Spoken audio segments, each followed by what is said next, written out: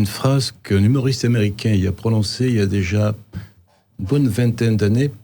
Depuis quand l'ignorance est devenue un point de vue ? Si je dis ça, c'est qu'effectivement, voter pour le Rassemblement national, c'est ignorer le passé, c'est ignorer les conséquences d'un tel choix.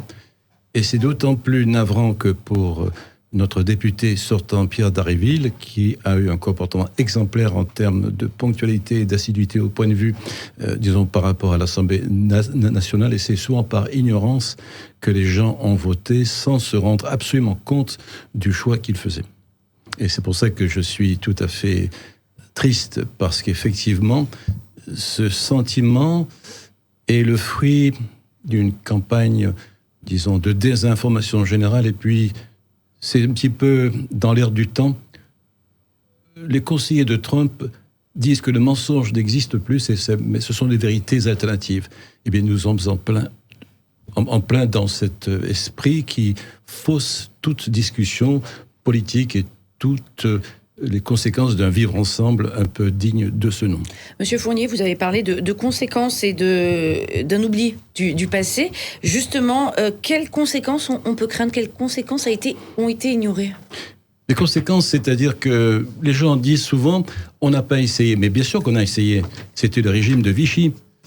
Il ne faut pas oublier non plus que la plupart des gouvernements dits illibéraux en Europe, que ce soit en Italie, en Hongrie, les anciens gouvernements en Pologne, sont arrivés démocratiquement.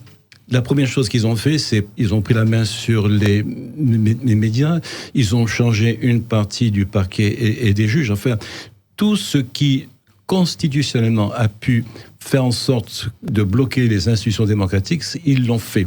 Et donc, Dieu merci, c'est que si nous pouvons regretter fortement la perte de notre circonscription ici, le résultat national nous garantit quand même que nous restons encore en République. On ne vous sent pas totalement soulagé ? Non, pas trop.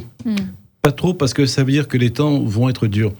Je ne voudrais pas citer ce poème de Guillaume Apollinaire qui disait dans ses poèmes à loup « La nuit descend, on y pressent un long destin de sang ».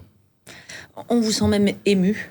Oui, très. Parce que je sors de la mairie où j'ai entendu le discours de Pierre Dharréville, discours tout à fait exceptionnel. Mais en même temps, c'est vrai que l'ambiance n'était pas à la fête, parce que c'est totalement injuste. On n'a pas besoin d'être communiste pour reconnaître les valeurs d'un député. Et c'est le cas pour Pierre Dharréville. C'est inattendu, mais c'est surtout historique. Le Rassemblement national qui arrive en tête dans la 13e circonscription, qui a toujours été à gauche et communiste. Comment on peut expliquer ce revirement de situation ? C'est-à-dire que dans le quotidien de ce que nous faisons à l'égard des gens en grande difficulté, en grande vulnérabilité, ils ne savent plus à qui s'adresser. Et que souvent, ils sont un petit peu désorientés. Et je me souviens de la réaction de certaines personnes que l'on reçoit qui nous disent « j'ai peur ». Et je dis, mais qu'est-ce que vous faites ? Comment vous informez-vous ? Je regarde BFM télévision toute la journée. Évidemment, il y a de quoi être désespéré. C'est ça justement qui s'est cassé dans la société. Qu'est-ce qui s'est cassé aujourd'hui ? On parle de désinformation, on parle de tout un tas de choses. Oui, c'est ça. C'est un petit peu une désinformation. Comment dirais-je ? Puis, il y a une ambiance qui fait qu'on nous dit, notamment la droite et les macronistes, on ne peut pas faire autrement que ce qu'on fait. Donc, quelque part, on sape toute idée d'être créateur de son propre avenir. Voilà. Et quelque part, un petit peu, c'est une espèce d'inconscient collectif que l'on cultive et qui fait qu'on pense que c'est inéluctable, que c'est inévitable et que les réalités de ce qui se passe dans le monde sont tellement accablantes qu'on se dit à quoi bon. Et il y a un sentiment un petit peu de renforcement de cet esprit d'accablement et d'absence de résistance. Il ressemble à quoi l'avenir de l'humain, de l'humanité ? Ça ressemble à quoi ? Eh bien, j'aimerais qu'il soit plein d'espérance. Merci, je ne veux pas casser l'ambiance. Vous avez 4 heures.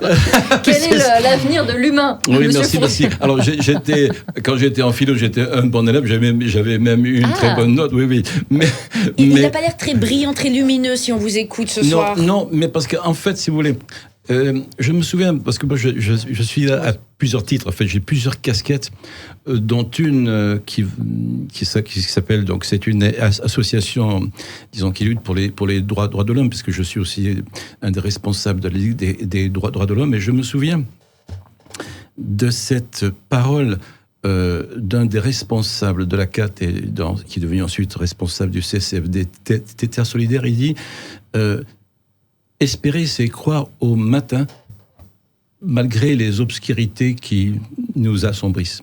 Et que je pense que rester debout, c'est dire que tout ne se limite pas à ce que l'on entend, et surtout à ce qui se fait et à ce qui se voit.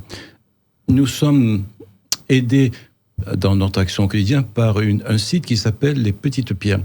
C'est un site de financement participatif qui ne demande aucune participation, qui est adossé à 3 fondations d'entreprises. Et si on a la curiosité d'aller voir, eh bien, on est tout à fait surpris du nombre d'initiatives de solidarité à l'égard des étrangers et à l'égard des exilés.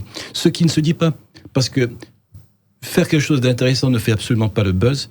Il faut de la violence, il faut du clash, il faut quelque chose qui fasse le buzz et cette façon de rendre compte de la réalité du quotidien de la solidarité et de la fraternité est telle que on pense que tout le monde est raciste, on pense que tout le monde n'aime pas les immigrés, etc. Enfin bref, je me souviens, et là je vous renvoie, et je dis ça à tout le monde, il y avait un colloque au Collège de France, il y a 5 ans maintenant, qui s'appelait « Hospitalité, exil ». Et la conclusion d'un des grands historiens qui s'appelait Patrick Boucheron, c'était « Pour traiter les hommes avec justice, il faut traiter les faits avec justesse ». Et je pense que c'est ce qui nous permet de rester debout.